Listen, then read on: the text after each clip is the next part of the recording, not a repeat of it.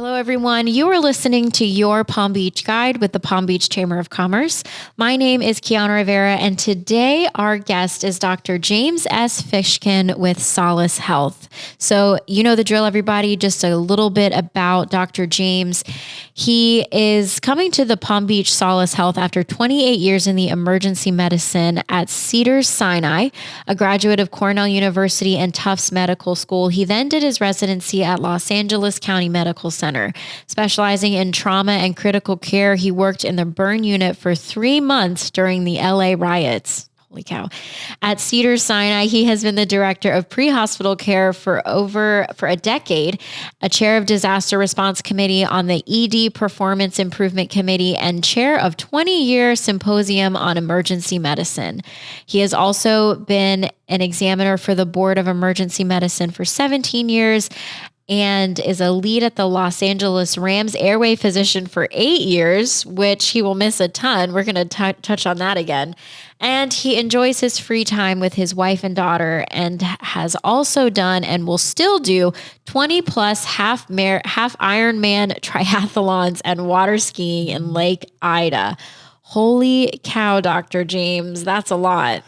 I mean, just thank you for being here. Well, thanks, Kiana, and thank you for having me. I appreciate it. Well, I can't believe it. I want to touch on just the peace that you must have with being from emergency medicine. You must constantly be dealing with catastrophe after catastrophe, it seems like, and you're just so grounded. I mean, every conversation I have with you, it's just you're very calm. You're a calm person.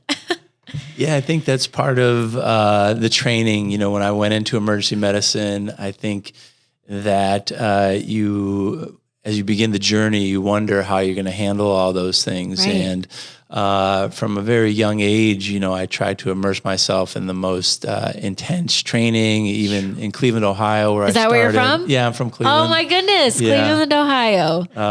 And I remember seeing a resuscitation with a open thoracotomy gunshot victim in Cleveland, and they got the person back to life, and I was like, this is the field I got to go into.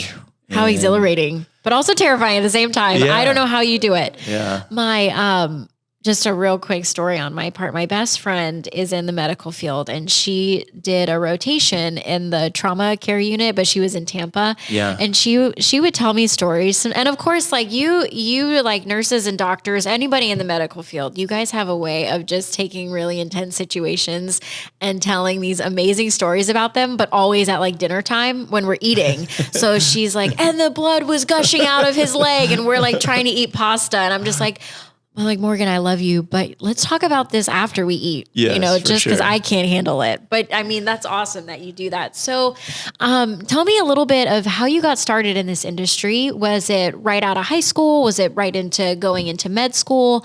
But really, what kind of put you on the trajectory of saying, I want to be in the medical field? Yeah, you know, I listened to a bunch of your Palm Beach podcasts in prep for this, and you do an awesome job. And somewhat mirroring, I think you had an attorney on recently that said that she always knew she wanted to be an attorney, and then tried to kind of disprove that. Right. And then that was kind of like me. I always knew I wanted to be a doctor ever since I was young, and then I thought maybe I'd be a physicist or something like that. But I always ventured back to interacting with people and to medicine, and it still remained in my life's blood. I think at one point I did want to be a cardiothoracic surgeon. I really like the blood and gore that you're talking about. No. And I love the history of medicine, you know, how bypass was invented and in Minnesota, and all the amazing cardiothoracic surgeons. And then I came upon emergency medicine, where it was a field where I could treat everything, and I could feel comfortable.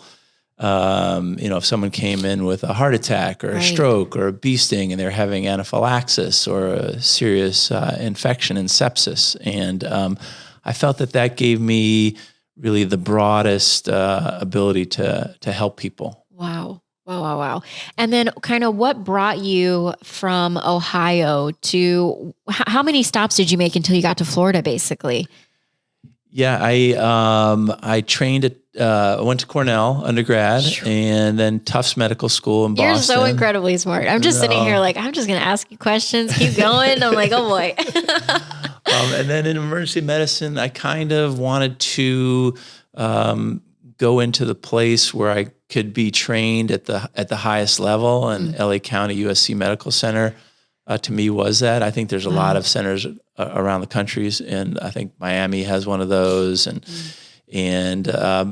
LA County USC was one of the four founders of emergency medicine and pioneers. I had great teachers, Ed Newton and Billy Mallon, and just legends in the field, and pioneers, Gail Anderson, Paul Silka, and just to name a few, trained me. And that was in 1990s when there was, a lot of gang warfare. Right. We were seeing gunshot wounds and stab wounds, and was that the time when you were in LA? Yeah. Are you in LA there? Okay. Yeah. So tell me a little bit about that season of life you experienced. Yeah. And then LA, I just, also loved Los Angeles as well. Right. And worked at Cedars-Sinai, which is a world-class institution. That's where I eventually met our company medical director, Sollis medical director. Yes. Oh, in Dr. LA. Braunstein. Yeah. Wow. That's amazing how that ties together. Yeah. So Dr. Braunstein is our awesome Sollis medical director. And I got to meet him there along with a lot of other amazing people in medicine and in life. So touch on real quick these LA riots that you mentioned in your bio. It says in you that you were in the burn unit for 3 months. What does that look like? Yeah, that was intense. I do remember going to a Dodgers game, which is a regular Dodgers game, and coming out of the game and seeing one fire, and then no one's putting that out, and then going and seeing another fire and another fire, and you're like, this is real. And it was an intense period. There was a burn expert at that time, a gentleman by the name of Dr. Bruce Zawacki,